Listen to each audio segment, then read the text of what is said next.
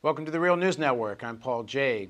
There's been a lot of debate in Greece, of course, but around the world, whether the deal reached between the Greek government and the Troika, the European financial community's rulers, is a tactical victory for Syriza, the Greek government, or a defeat, or some kind of a temporary stalemate. Now joining us to talk about this and perhaps debate, joining us first of all from Toronto is Leo Panitch. Leo is the Canada Research Chair in Comparative Political Economy at York University. He's also the author of the UK Deutscher Book Prize winner, The Making of Global Capitalism, Political Economy of the American Empire, which he wrote with Sam Gindin. And joining us from London, Ontario, is Dimitri Lascaris. Dimitri is a partner with the Canadian law firm of Siskins, where he heads up the firm's securities class action group, and he's also a member of the Real News Board and did some reporting for us from Greece a couple of months ago. Thank you both for joining us. Thank you, Paul. Hi, Paul. So in a recent article published by The Guardian, which I guess is based on a lecture that Varoufakis, the Greek finance minister, gave a few months ago, he has a couple of basic themes. And one of the things he says is that it's the responsibility of the European left to stabilize European capitalism. And he says as much as he would like to take advantage of this moment of crisis for a real transformation, progressive, I guess he means socialist transformation. I'm not sure he uses the word, but that seems to be what he's getting at. But he says that the real balance of forces in Europe are if there is real crisis, unraveling of European capitalism, it's far more likely that the far right will take advantage of the moment than the left. So the left, he says, needs to help stabilize the situation and prepare for a time where a more radical alternative is more politically realizable. He doesn't say it outright in that article, but it seems to me that the conclusion from that then is Greece should not exit the Eurozone, as that would help destabilize certainly European capitalism and certainly further destabilize capitalism in Greece. First of all, Dimitri, hopefully I have correctly paraphrased his argument. I'm not sure if you or Leo will disagree, but what do you make of that position? Because it seems to lead to that you do not pull out of the Eurozone. Well, I think if that is the choice confronting the left in Europe, then the course of action that he proposes, which is at all costs keep Greece within the Eurozone and work from within the Eurozone to reform it and to prevent a collapse that the extreme right would then exploit. If that's the choice confronting the left, then I think it's a sensible, arguably a sensible approach. However, I don't think that is the choice confronting the left. The right is rising. It is rising across the Eurozone. So what you're seeing, for example, in France, and that may be the most dramatic example of this, because in France you have a far-right party which is actually poised to win the next elections, that of the Front National and Marine Le Pen, which for, I think, well over a decade has enjoyed no more than 10% of support of the electorate. That is really a dramatic development. And you're seeing also an anti-Euro right-wing party rising even in Germany itself, where there's for historical reasons, a very strong antipathy towards the extreme right. So the question is, remaining within the current structure, the Eurozone, and remaining wedded fundamentally, even if you're voicing opposition to the austerity policies of the Eurozone, is that going to prevent the rise of the right? And so far, I would suggest that, in fact, the contrary is happening. The right is thriving in the conditions of economic duress that are proliferating throughout the Eurozone as a result of these austerity policies. So, Leo, what do you make of that? You could then have Greece kind of stuck in a Eurozone controlled by even further right. No, I mean, if the far right comes to power, they break up the European Union. That's what they are far more vociferous about this than anybody on the left. If in fact this is the case, then you have to see the kind of argument that the Syriza leadership is making, and that this is certainly not just Varoufakis, which is to be able to bring European centrists and even center-rightists and social democrats to their senses. That is, that a Bretton Woods Keynesian type of solution to this crisis is what is required. And, that's, not beyond the bounds of historical imagination, given finally how long it took, but it eventually took, when the left of virtually all stripes did join with the dominant leaders of the capitalist countries, the democratic capitalist countries, against fascism. So, but I think if we are, going to go back to where Varoufakis is coming from, if I may say so, I think what's very significant about this, about what he wrote, is how openly he declared himself to be a Marxist. And that's unheard of in recent decades in Western capitalist countries. That there's a finance minister who says, "I'm a Marxist. I'm inspired by Marx. I take my basic analysis from Marx," and then tries to draw certain conclusions about what the balance of forces is, what the balance of class forces is, the balance of international forces. Now, one might disagree with that. And one might come to the conclusion that they could do more radical things were they to be free of the Eurozone. But, his assessment very clearly is that the left has been defeated. It's been defeated for a generation.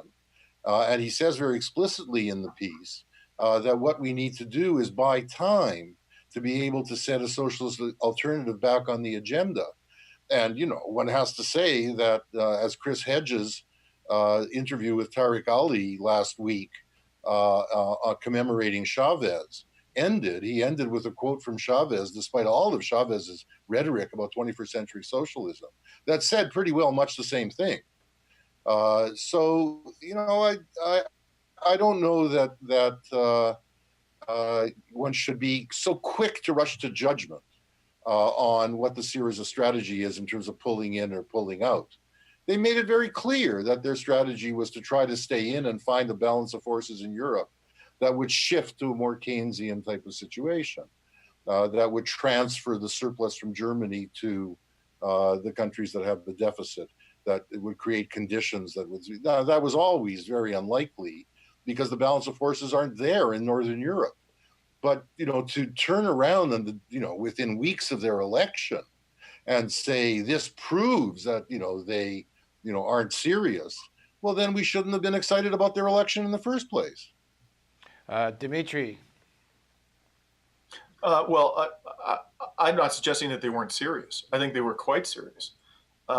And Leo's correct. They were very clear on their determination to remain within the Eurozone. They didn't suggest to anybody that their ultimate objective was a Grexit. They are the leadership of the party, not necessarily the rank and file, certainly not the left wing of the party, are supportive of remaining within the Eurozone necessarily, but the leadership of the party was very clear about that. So I'm not suggesting that they misled anybody. I think that they were very clear about that. However, what we have seen within, and it is admittedly a short period of time, is an absolute resistance from the leadership of the countries, the dominant forces within the Eurozone, to any kind of humanitarian reform and to any kind of significant substantive alleviation of the austerity policies, which have caused a humanitarian crisis.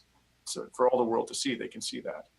And in the face of that resistance, how long are we going to wait before we face up to the fact this is not an economic union that can be reformed from within? What amount of human suffering are we going to have to tolerate before we face up to that reality? Kostas Lapavitsas has been very clear, I think, that, and I think rightly so, that the writing is on the wall, and that the only way that Greece is actually going to address the humanitarian needs of its country, and particularly the most vulnerable members of its society, is a Grexit. And I think he and others within the party have afforded the government some opportunity, admittedly not a very long opportunity, to try to achieve reform within the constraints of the Eurozone. And they've seen that there's absolutely no appetite for compromise on the part of the German government the Spanish government, the Portuguese government, and so forth. That's the reality now confronting us, whatever the reality may have been before the election or have been perceived to be. And that's what we have to deal with. Leo? Leo? Well, I think one has to expect that the people, one has to expect that the people who have been running Europe and have established the European Union as a neoliberal European Union wouldn't cave just because Syriza got elected. So the question is what kind of room for maneuver they're going to get, and they've got to give that some time, and they're engaged in bargaining. It's pretty clear now that at a minimum, rather than a surplus of 4.5% being implemented, however much pressure Europe puts on the Syriza government, they will get away with a 1.5% fiscal surplus apart from what they have to pay on their bonds. If I may, Leo, I've heard that said. The leadership of Syriza has said precisely that. But when you look at the written terms of the agreement that has been struck thus far, there's no commitment whatsoever. There's no commitment whatsoever on the part of the Eurogroup. Sure, they're never going to commit. I mean, this is all going to be, of course they're not. It's all going to be a matter of how much room for maneuver they're going to get, with both sides saying they didn't do anything. With one side saying we're getting the space to do something, and the other side not admitting, especially in Germany, given the fact that Merkel's own party, so many members voted against what they, giving them the additional 4 months. Of course, they'll be fudging all kinds of words. But in any case, this you would have to expect that this was. Syriza is not fudging. Syriza is actually. Hey, Leo, let Dimitri make his point. They're making substantive concessions in writing, sure, to the demands of the neoliberal faction within the Eurozone, which is the predominant faction. But there are no corresponding hard commitments on the part of the interlocutors in this negotiation. There's none. All the concessions are coming from, all the written concessions, all the binding concessions are coming from the Greek government. There's no offsetting. Well, Dimitri, I don't know what I mean, this is an argument that played out in Syriza before the election. It's been reinforced by what everyone knew was inevitable, and certainly the left platform always said it was, which is that there would be a run on the banks, especially by the oligarchs and to some extent by even multinational capital. That's happened. Sure. But all I'm saying is, you want to have this argument again, one can have it again. But one had to expect that there was going to be an attempt by this party, given its leadership's position, given that this was the basis upon which they got elected, given that Antarcia, which was the only other political alternative that was laying out a need to get out of the euro and introduce capital controls immediately, got less than 1% of the vote. So you weren't going to get to this situation unless there was a government that would try to find some room for maneuver. I think that to some extent they've always been naive about what the balance of forces would be in Northern Europe. But then again, you could say Lenin was naive in 1917 to expect a German revolution. Now, if in fact they end up being isolated because there isn't a shift in the balance of forces in Europe, and they either stay in and they give up, which is possible, or they go out, then you need to be very honest and open about the implications of that. The implications of that are not just capital controls, they're rationing. In a country in which you have clientelism and corruption not yet cleaned out of the state, and this government is way more committed to cleaning up corruption in that state than the Chavez bully bourgeoisie was committed to clearing it out of the Venezuelan state. But it's not yet cleared out. What are the implications of having rationing in that type of state? From the time of the NEP on in the Soviet Union, you had corruption endemic in that system from the time of the new economic policy in 1921, when they had to then try to do something to deal with the massive underground economy. What I find frustrating about the left is not that I don't think capital controls are necessary, that I don't think that the European Union is what it is and it won't be changed, and the balance of forces won't be changed, is that the left, and certainly the left platform, does not play this out in an honest way. They don't say to the Greek people, you actually are likely to suffer more for a period. Are you prepared to see this through? They don't think through where would the investment and social funds come from. Would they turn to Russia? Would they turn to China? Well, there's, you can be dispossessed of the port of Piraeus, not only by privatizing to capitalists, you can be dispossessed of effective control of it, as we know from many cases of people who have secured support from Russia that way as well. So these are very hard questions. I'm not saying they're wrong, but I think one needs to play out what this alternative is apart from get out of Europe. Dimitri, you want to respond? Well, in terms of being intellectually honest, let's look at what the current government is doing. There's been an almost surreal debate taking place between the Germans and the Greek government about whether or not the institutions, as the current administration in Greece wants to call them, are different from the Troika, and whether we should be calling them the Troika or the institutions. At the end of the day, what you have is the same three bodies: the ECB, the EC, and the IMF are engaging in supervision of the Greek economy. The government has, it started out by saying, and it said very clearly at all times up until very recently, that it was going to oppose supervision by the Troika. It has now accepted supervision by the Troika, but it's furious that the Germans won't call it something other than the Troika. So if you're going to talk about, transparency, we also have to take into account what the current government is doing in terms of cosmetics. And it is playing a game with words. And it's not being upfront, quite frankly, with the Greek people about what concessions it has made at the end of the day. At the end of the day, you're right, Leo, there is going to be a price to be paid for withdrawal from the Eurozone. It's going to be a painful period of adjustment, and there's going to be rationing. The question is, what is in the long-term interests of the country? And as long as you remain within the straitjacket of the Eurozone, there's no effective write-down, and the Eurozone has made no commitment whatsoever to any type of a write-down at all of the debt, which Varoufakis himself openly acknowledges is unsustainable. He himself has openly acknowledged that the Eurozone for years in Greece has been engaged in a game of extend and pretend. And now he's acceded to that very game. He's playing that very game himself. I understand he's in very difficult circumstances, but at the end of the day, I don't think there's a lot of intellectual integrity coming out of the Syriza government right now. Leo, I can understand buying time. I can understand even if you may at one time want to pull out of the Eurozone, you certainly can't do it precipitously. I can understand making compromises, even big compromises, and wait and see whether the Podemos wins in Spain, whether the socialists win in Portugal, whether maybe you can get the Italians on board and build some kind of a front to fight, the Germans on these issues. I can understand all of that, but I go back to Varoufakis' article.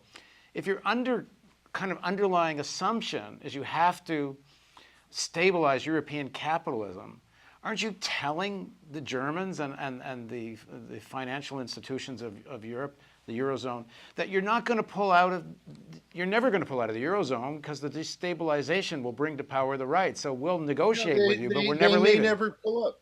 I think they may never pull out. I think that's but why say unfortunately the case.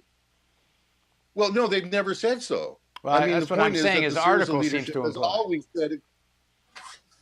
No, his article doesn't. His article says, that given the situation the left is in, the best we can hope for is a New Deal and Bretton Woods.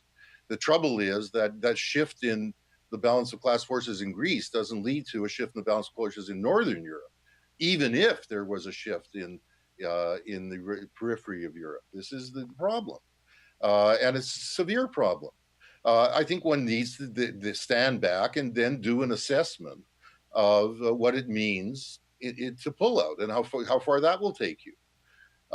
So, I just think it's very unseemly, given that this government could never have gotten elected unless it had offered to try to negotiate space to do this stuff. Unseemly within weeks to say, well, this is all over. Well, of course the Germans are not going to say anything but we want conditionality. Of course the IMF isn't going to say this. They exist. The IMF exists for conditionality. The problem is But- not, Leo, that the problem is not that they're demanding conditionality. It's that there's no compromise whatsoever in terms of the conditionality that they want. They want 100%. Well, you're right. We'll have to. They want 100% of the conditionality that was in place before. That's the issue. Well, No one expected a complete capitulation on the part of the Troika. But there is no compromise whatsoever been forthcoming. Absolutely none. And the victories that the Greek government is claiming for itself are, frankly, nothing more than a hope and a wish at this stage. There's no commitment whatsoever to any significant substantive compromise. Well, on the part of the but this. Now, go ahead, Leo. Well, I don't know who you're saying this to, Dimitri. Are you saying this so the Germans will hear it? Or are you saying this to Syriza so they should pull out? Are you saying that the strategy would work better if they said, we're going to leave unless you cave in? I mean, these are hard, difficult questions. I agree. And I don't know what the right answer is. I think the question should be put to the Greek people at this stage. What they have seen since Syriza came to power is an I think that's very premature. That's very premature. And what we have is a government that was, and I think it is very committed to staying in. I think it partly has to do with the identity that people in that political class have with the European project, with not being isolated from modern Europe, from not being seen as part of the Balkans, not being seen as part of, this is all cultural and psychological, etc. That also relates to why they were able to win the election. I'm just trying to look at the conditions here. It's very easy to have a slanging match about whether it's Plan A or Plan B. Well, Leo, we correspond once in a while, and I've seen you write that if there ever is a decision to leave, you really have to prepare the Greek people for it. But there's doesn't even as a let me finish my point. Even as a kind of negotiating leverage, you would think you would start to at least prepare public opinion for the possibility. Oh, maybe you're a better bargainer than they are. Maybe Dimitri is. I don't know. I think all of their commitment, and I think this was very genuine, maybe wrongly, was to stay in. But that's the party that was elected. What is being demanded now is that the party that was elected, which had that leadership, 60% for support, even if the left platform had 40% support, that is who is there. It's important to see that these are not mere social democrats. This is not Blair.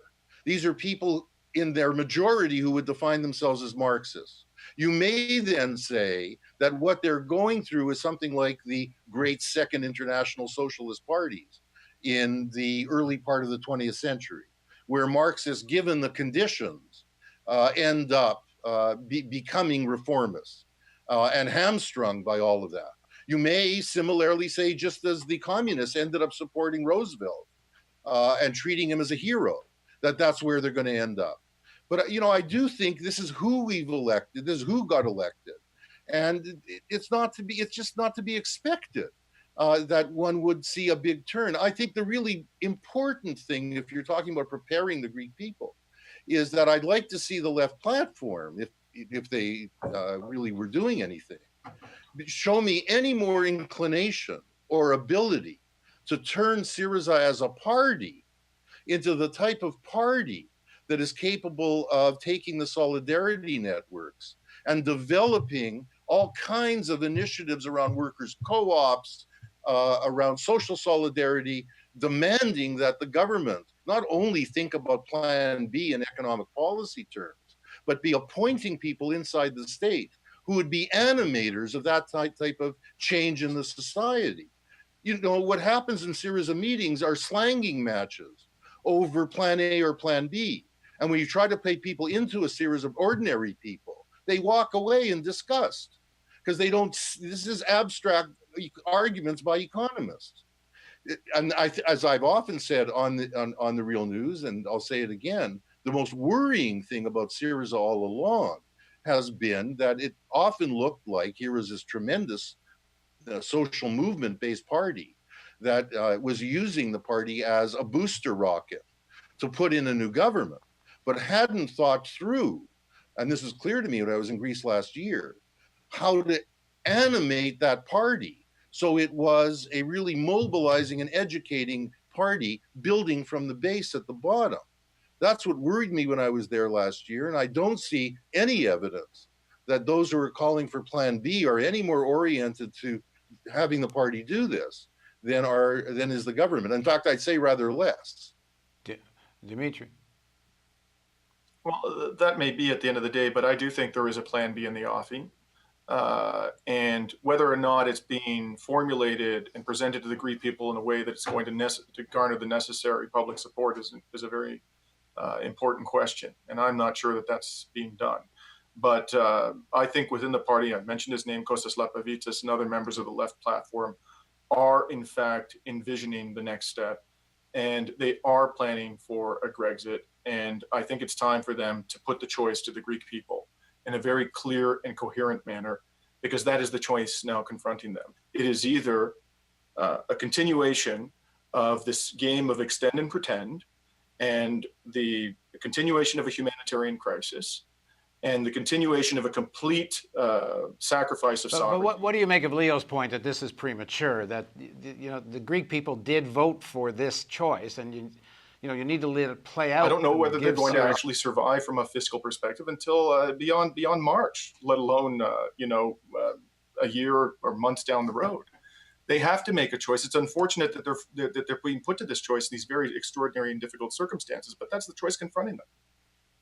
And they can either continue down this path, or they can liberate themselves from the straitjacket of the Eurozone and recover some degree of sovereignty and have some degree of latitude to address the humanitarian crisis, or they can continue to see a contraction of their GDP. They can continue to see an increase in poverty. They can continue to see a rise in the suicide rate. That's the choice confronting them. Unfortunately, they don't have the luxury of time. Leo, quick final word. I don't think it's that simple, I must say. I agree with you, Dimitri. Yeah, I agree that Europe is not going to give them a lot of breathing space. I think they're going to have some. I think the big difference between them and the previous government is that they are going to be implementing this rather than a set of reactionaries. And I think that does make some difference. And one has to weigh that against what the implications would be for the Greek people of pulling out. And when you speak of a humanitarian crisis, you need to speak of a country that, unlike Venezuela, did not have high oil prices to fund its social solidarity programs. That's the country you're speaking of. And you need to think through, what a wealth tax and what some nationalization would give them in order for the humanitarian crisis not to get worse when they pull out. So I'm not necessarily disagreeing with you.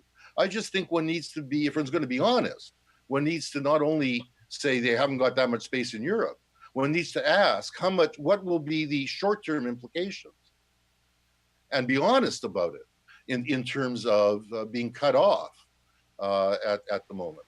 But I'm not sure in the end that they won't have to go. I just don't think one can expect this to be determined within weeks of the election. Okay, gentlemen, thanks for joining us. Thank you. And thank you for joining us on the Real News Network.